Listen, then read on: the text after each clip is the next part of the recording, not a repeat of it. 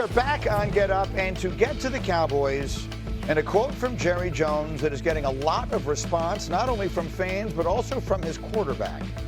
Earlier this week, Jerry Jones admitted that he has been very busy with his natural gas business and his interests there, too busy to spend time trying to fix his team's sputtering defense. This is an interview he did with the Wall Street Journal. He said, there's $100 billion in present value with natural gas out there. That's why I'm talking to you on the telephone rather than trying to fix our defense with the Dallas Cowboys. Dak Prescott was asked about that yesterday.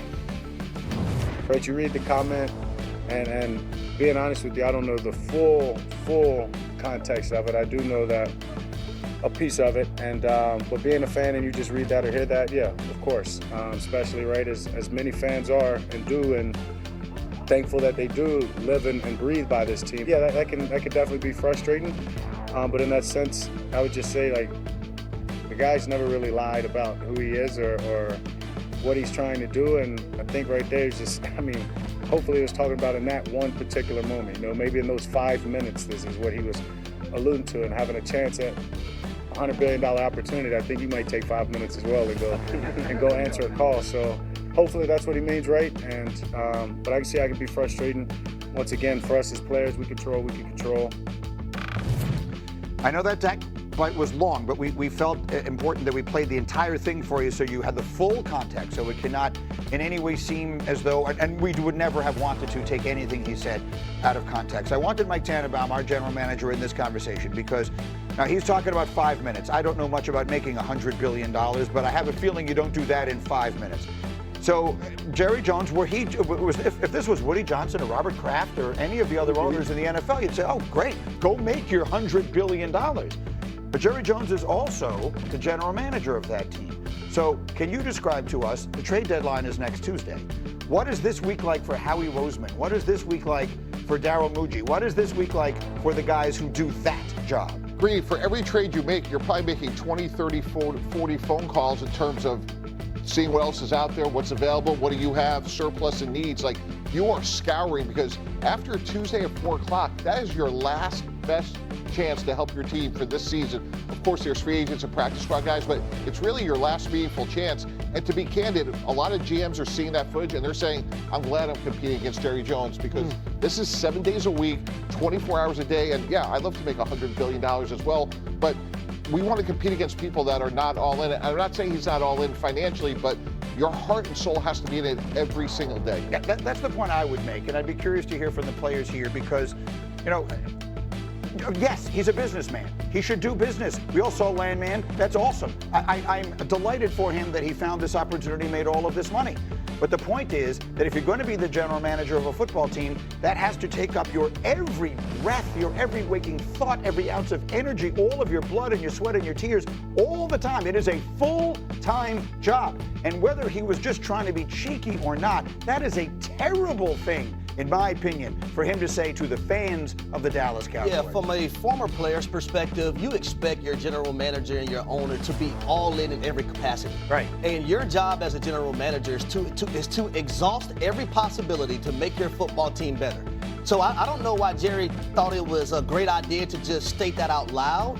Like, if you do feel that way, you can keep it to yourself. You don't have to tell it to everyone. Maybe Jerry knows we're going to talk about it. I don't know. I don't get it. I get it. Know why. 2025. Look at Instagram. Look anywhere. Capitalism. Who's got the most money? Who's got the most crap? Who's got the most stuff? I'm going to show you everything that I got.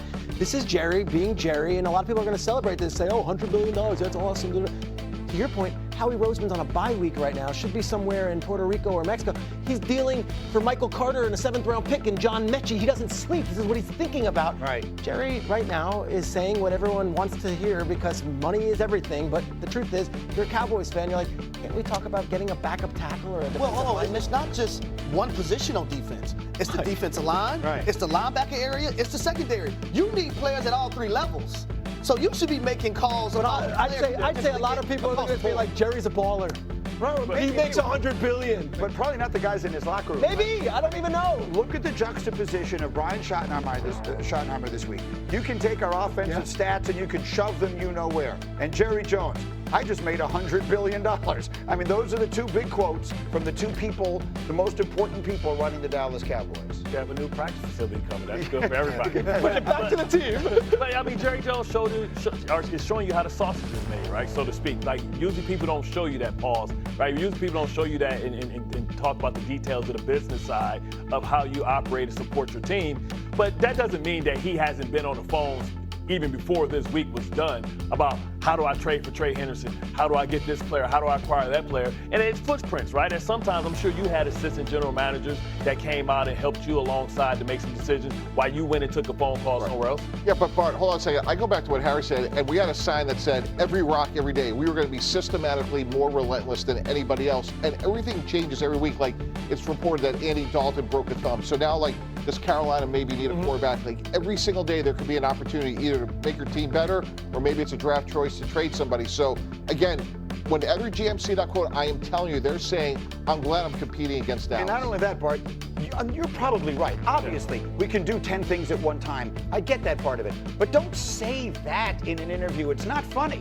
That was my point. Why are you saying this out loud? Because it's Jerry, guys. It's like what DMX said. When somebody shows you who they are, believe it. Yeah. Jerry has always showed us exactly. It's about the dollar bill, y'all. He has the most valuable franchise in North America, right? He does that because he's all about showing you what I got. He shows you about his yacht. That's how you get the attention, man. It's all good. And those owners, there's 31 of them, and they all are into their crap and their money, and who got the biggest yacht. You think it's sick and gross. It is what it is. These guys have a lot of money. And he's just saying in an interview with the Wall Street Journal, I understand your point, though, and I'm validating it. I think there are 31 other GMs who are hammering the phones right now, and maybe Jerry's not. But he's been around long enough. Don't think you can just pull one over the old guy. You know what I'm saying? Because you don't know what he don't know.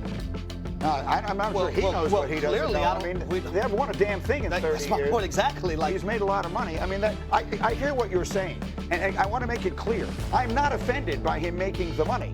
I'm offended by him being the general manager of the football team and spending his time on making the money. And a guy like Trey Hendrickson, he may or may not be available, but God forbid that, you know, they're talking to Buffalo, right? And they go back to Dallas one more time. Dallas doesn't pick up the phone, and Cincinnati makes the deal. I'm just picturing what's this, Brandon Bean? No, I don't have time.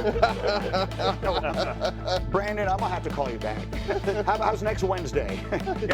Natural gas! Meanwhile, speaking of Allen, yesterday, Dan Orlovsky was here and said this about the reigning MVP. This is a must-win for Buffalo, and I go back to why last season ended the way it did. If you go to this matchup at home in Buffalo, Josh Allen has that massive run on fourth down that basically salts the Chiefs away. And then you go to the playoff game, that fourth down that was on the road in Kansas City where he's running around against that pressure, no plan for the protection, and it's a Hail Mary heave up, which ends up being somewhat of a drop by Kincaid. For Buffalo to get to the Super Bowl, that game in the playoffs has to be played in Western New York. Game is always critical. I tend to agree. I think Kansas City can beat you anywhere you want to play. They're like the old Bulls that I used to cover. They say, where do you want to play? What style do you want to play? We don't care. When do you want to play? When do you want to play? But that doesn't make any difference to them. Do you think the Bills have to win this game? I think they do. I think better yet so they can keep pace with the Patriots, who they've already lost to in their division. Remember, they're not leading their division. Kansas City isn't either.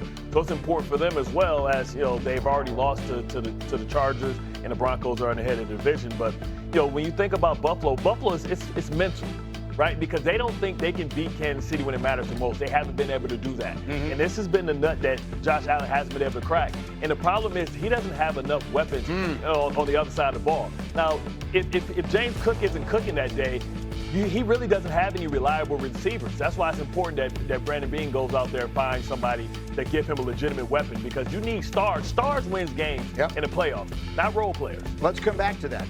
And when we were doing like a Friday forecast note earlier, Bart said you think the Chiefs beat them badly enough that the Bills feel they need to do something. I happen to have Peter Schrager sitting next to me. What might that something mean? Got to put caution out there. It is really difficult for the Bills to do anything. Last year they had cap space and they were able to wheel and deal and bring in Amari Cooper. This year they have the least cap space in the entire NFL. $0. Meanwhile, the Patriots have the most in the NFL. If we're looking at these two teams, I think the Patriots are far more likely and far more able to make a deal to get them over the top than the Bills. Brandon Beane's a master. He's wonderful with the South.